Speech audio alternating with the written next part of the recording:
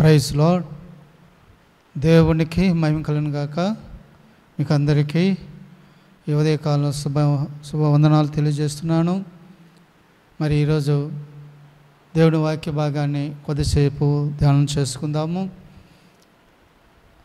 మరి యోహాను సువార్త 1వ అధ్యాయము 47వ వచనం నుంచి చదువుకుందాం. యేసు నతనయేలు తన యొద్దకు వచ్చుట చూసి, ఇదిగో ఇతడు నిజముగా ఇశ్రాయేలీయుడు, ఇతని యందు ఏ కపటం లేదని అతని గురించి చెప్పెను. ప్రేమంటూ వాళ్ళారా, ఈ యొక్క ఉదయకాల సమయంలో మనం గమనిస్తున్నట్లయితే ఇక్కడ ఒక వ్యక్తి యేసు ప్రభు దగ్గరికి వస్తున్నాడు. ఇతని పేరు నతనయేలు. మరి యేసు ప్రభు దగ్గరికి వస్తున్నప్పుడు యేసు ప్రభు అతని గురించి ఏం చెప్తున్నాడంటే, ఇతడు నిజముగా ఇశ్రాయేలీయుడు, ఇతని యందు ఏ కపటం లేదని అతని గురించి చెప్తున్నాడు. ప్రేమంటూ వల్ల మనం ఆలోచించినట్లయితే, మరి దేవాతి దేవుడైన యేసుక్రీస్తు ప్రభు మనుషుల యొక్క హృదయ అంతరంగంలో ఎరిగిన దేవుడు, మనుషుల యొక్క స్థితిని కూడా దేవుడు ఎరిగినట్టు వాడు. మన ఆలోచనలు, మన తలంపులు, మనం ఎలాంటి వారమో, ఎలాంటి స్థితిలో ఉంటున్నామో అనేది మన అందరి స్థితి కూడా దేవునికి తెలుసు. దేవుడు ఎరిగి ఉన్నాడని చెప్పి మనం జ్ఞాపకం చేసుకుంటున్నాం. కాబట్టి ఇప్పుడు మరి నతనయేలు అనే ఆ వ్యక్తి యేసు ప్రభు దగ్గరికి వస్తున్నాడు. యేసు ప్రభు దగ్గరికి వస్తుంటే యేసు ప్రభు ఏం చెప్తున్నాడంటే, ఇక్కడ ఇతడు నిజంగా ఇశ్రాయేలీయుడే, ఇతని యందు ఏ కపటము లేదని అతని గురించి చెప్పాను. నిజంగా చెప్పాలంటే ఈ నతనయేలుని గురించి యేసు ప్రభు చెప్తున్నంటే ఒక మంచి సాక్ష్యం ఏంటంటే, ఈరోజు ఇతని యందు ఏ కపటం లేదు, ఇతని యందు ఏ కపటం లేదు అని చెప్పి మనం చూస్తున్నాం. ఈరోజు ప్రేమటోలారా, లోకంలో మనుషులు మనం చూస్తున్నప్పుడు ఎంతోమంది ఎన్నో రకాలంగా కపటోపాయం కలిగి, కపట పన్యాయం కలిగి అనేక మంది నటిస్తున్నారు, జీవిస్తున్నారు. లోకంలో అనేక మందిని మోసం చేస్తున్నారు, కపటంతో మోసం చేస్తున్నారు, నటిస్తున్నారు. అయితే ప్రేమంటోలారా, అలాంటి మరి పరిస్థితుల్లో మనుషులు ఎంతోమంది ఉంటున్నారు. మరి మోసం చేస్తే, కపటంతో మోసం చేస్తే మోసపోయే వాళ్ళు ఎంతోమంది ఉంటున్నారు, బాధపడే వాళ్ళు ఎంతోమంది ఉన్నారు, దిక్కు దోస్తనంటి స్థితిలో ఉండేవాళ్ళు ఎంతోమంది ఉంటున్నారు. అయితే నిజంగా ఇక్కడ మరి యేసు ప్రభువారు నతనయేలుని గురించి ఉద్దేశించి చెప్తున్న మాట ఏంటంటే, ఇక్కడ ఇతడు ఇశ్రాయేలీయుడు, ఇతని యందు ఏ కపటము లేదని చెప్పి మనం చూస్తున్నాం. అవును, కపటం లేని వాడుగా ఈరోజు మరి ఇక్కడ మరి నతనయేలు మనం సాక్ష్యం వింటున్నాం.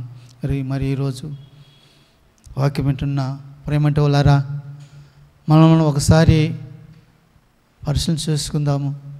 నిన్ను గురించి మరి యేసయ్య ఇలాగా చెప్తున్నాడా, నా బిడ్డ, నా కుమార్తె, నా కుమారుడు, ఇతని యందు లేక ఈమె యందు ఏ కపటం లేదు, ఏ మోసం లేదు, ఏ అన్యాయం లేదు, నిజంగా ఇతని యందు ఏ కపటం లేదు, ఈమె యందు ఏ కపటం లేదని మరి యేసయ్య చెప్తున్నట్లుగా మనం చూస్తున్నాం. అవును, ఈరోజు ప్రేమంటోలారా, కపటం కలిగినట్టు వాళ్ళు చాలామంది మనం చూడవచ్చు. బైబిల్లో మనం చూడవచ్చు, మన స్నేహితుల్లో మనం చూడవచ్చు, మన ఇరుగు పొరుగు వాళ్ళు మనం చూడవచ్చు. కపటంగా చేసి అది మోసపోయినట్టు వాళ్ళు, బాధపడినట్టు వాళ్ళు ఎంతోమంది ఎన్నో రకాలుగా మనము చూడవచ్చు. వ్యాపారాలలో మోసం చేస్తూ, కపటంగా ఉద్యోగాలు తీసిస్తూ అంటూ కపటం చేస్తూ మోసం చేసి వాళ్ళని బాధ పెడుతున్నంటే వాళ్ళు ఎంతోమంది మనం చూడవచ్చు.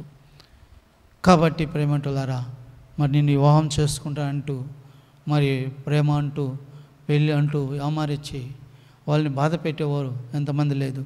ఒకసారి ఆలోచించుకుందాం. తల్లిదండ్రులు బిడ్డలని బాధ పెట్టదు, కపటంగా డబ్బు కోసము, ఆస్తుల కోసము, మరి అంతస్తుల కోసము కపటం చేసి చంపేవాళ్ళు, మోసం చేసేవాళ్ళు ఎంతమంది లేరు. ఒకసారి మనం ఆలోచించుకోవాల్సినటువంటి వారు ఉంటాం. యేసయ్య చెప్తున్నాడు, ఇతడు నిజంగా ఇశ్రాయేలుడు, ఇతని యందు ఏ కపటము లేదు అని చెప్పి యేసయ్య ఈరోజు మరి నతనయేలుని గురించి ఒక మంచి సాక్ష్యం చెప్తున్నట్లుగా మనం చూస్తున్నాం. ఈరోజు ప్రేమటోళ్ళరా, ఈ లోకంలో మనం చూస్తున్నప్పుడు మనం కూడా దేవుని బిడ్డలంగా మరి నిజాయితీగా నీతిగా ఎన్నో మరి లోకంలో ఉన్నప్పటికీ కూడా వాటన్నిటిని కూడా విడిచిపెట్టి పక్కన పెట్టేసి నిజంగా యేసు ప్రభుని కలిగి జీవించినప్పుడు నీ జీవితంలో జయ జీవితం ఉంటుంది. ఎలా ఉంటావంటే కపటం లేనివాడుగా ఉంటామని చెప్పి ఈ రాత్రి మనము ఉదయకాల సమయంలో మనము జ్ఞాపకం చేసుకుంటున్నాం. కాబట్టి మరి దేవుడు మనకిచ్చినటువంటి తరుణాలను బట్టి మన జీవితాలలో మనము ఒకసారి కూడా దేవుని సన్నిధిలో జీవిస్తూ దేవునికి మాదిరికరంగా జీవించినప్పుడు దేవుడు అంటాడు, ఈయన యందు ఏ కపటం లేదు, ఈమె యందు ఏ కపటం లేదంటున్నాడు. నిజంగా ఇతరుడు ఇశ్రాయేలే, ఇతని యందు ఏ కపటం లేదని నతనయేలు గురించి ఉద్దేశించి ప్రభు చెప్తున్నాడు. ఈరోజు నిన్ను గురించి కూడా చెప్పాలని చెప్పి కోరుకుంటూ చిన్న ప్రార్థన చేసుకుందాం. ప్రేమగల తండ్రి, నీకు వందనాలు నాయనా. ఇంతమంది వాక్యము ఫలింప చేయండి, అందరికి ఆశీర్వాదకరంగా దీవెనకరంగా చేయమని నడిపించమని యేసు నామమున ప్రార్థిస్తున్నాను తండ్రి. ఆమేన్.